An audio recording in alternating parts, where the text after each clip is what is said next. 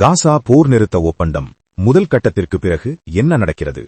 காசா பகுதியில் கடந்த 2 ஆண்டுகளுக்கும் மேலாக நடந்த போர் உலகையே அதிர்ச்சியடையச் செய்தது. ஆயிரக்கணக்கான பொதுமக்கள் உயிரிழந்தனர்.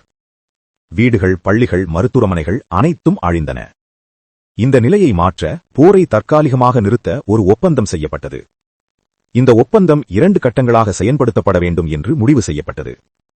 முதல் கட்டம் முடிந்துள்ள நிலையில் இப்போது 2ஆம் கட்டம் தொடங்குமா என்ற கேள்வி உலகம் முழுவதும் எழுந்துள்ளது. முதல் கட்டத்தில் என்ன நடந்தது? முதல் கட்டத்தின் முக்கிய அம்சங்கள்: போர் நிறுத்தம், கைதிகள் பரிமாற்றம், உயிரிழந்தவர்களின் உடல்கள் திருப்பி வழங்குதல், மனிதாபிமான உதவிகள் காசாவுக்குள் அனுமதி. ஆனால் இந்த முதல் கட்டம் மிகவும் கடினமான சூழ்நிலையில் நடந்தது.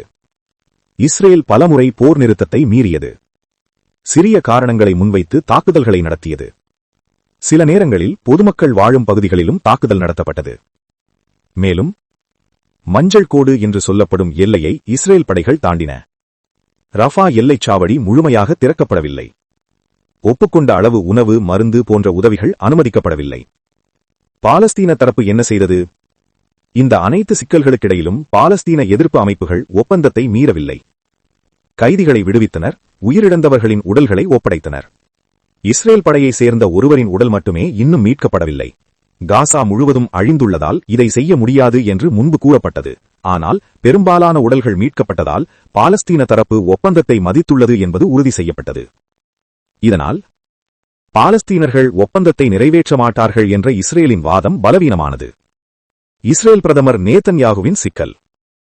மத்தியஸ்த நாடுகள் கூறுவது: முதல் கட்டம் முடிந்துவிட்டது, பாலஸ்தீன தரப்பு ஒப்பந்தத்தை நிறைவேற்றியுள்ளது, இனி 2ஆம் கட்டத்திற்கு செல்ல வேண்டும்.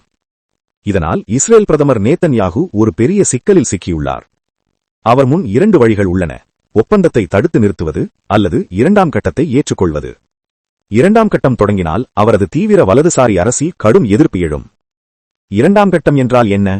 2ஆம் கட்டம் தொடங்கினால் இஸ்ரேல் படைகள் காசாவிலிருந்து மேலும் பின்வாங்க வேண்டும், சர்வதேச படைகள் பாதுகாப்புக்காக நியமிக்கப்பட வேண்டும், மனிதாபிமான உதவிகள் அதிகரிக்க வேண்டும், காசா மீண்டும் கட்டியெழுப்பப்பட வேண்டும், அரசியல் சார்பில்லாத பாலஸ்தீன நிபுணர்கள் கொண்ட இடைக்கால நிர்வாகம் அமைக்கப்பட வேண்டும். இவை அனைத்தும் இஸ்ரேல் அரசுக்கு விருப்பமானவை அல்ல. அமெரிக்காவின் பங்கு. அமெரிக்கா இப்போது இந்த போர் அதன் எல்லையை எட்டிவிட்டது, இனி பேச்சுவார்த்தைதான் முக்கியம் என்று கூறுகிறது. இந்த மாத இறுதியில் நேதன்யாகு அமெரிக்கா செல்ல உள்ளதால் அதற்கு முன்பே 2ஆம் கட்டத்தை தொடங்கச் செய்ய அமெரிக்கா முயற்சி செய்து வருகிறது. மேலும் துருக்கி, எகிப்து, கத்தார் போன்ற நாடுகள் இணைந்து இஸ்ரேலின் பாதுகாப்பு கவலைகளை சமாளிக்க முடியும் என்று அமெரிக்கா நம்புகிறது. ஆயுத ஒழிப்பு விவகாரம்.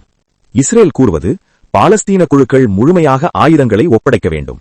ஆனால் மத்தியஸ்தர்கள் கூறுவது அது நடைமுறையில் சாத்தியமில்லை. ஒப்பந்தத்தின் மூலம் ஆயுதங்களை கட்டுப்படுத்தலாம். இதற்கான பேச்சுவார்த்தையை துருக்கி மற்றும் கத்தார் போன்ற நாடுகள் நடத்த முடியும் என்று அமெரிக்கா நம்புகிறது.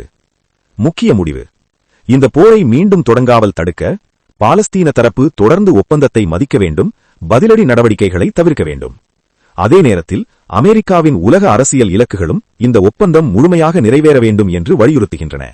இதனால் காசா ஒப்பந்தத்தை முதல் கட்டத்திலேயே நிறுத்திவிடுவது இனி இஸ்ரேலுக்கு எளிதான காரியமல்ல.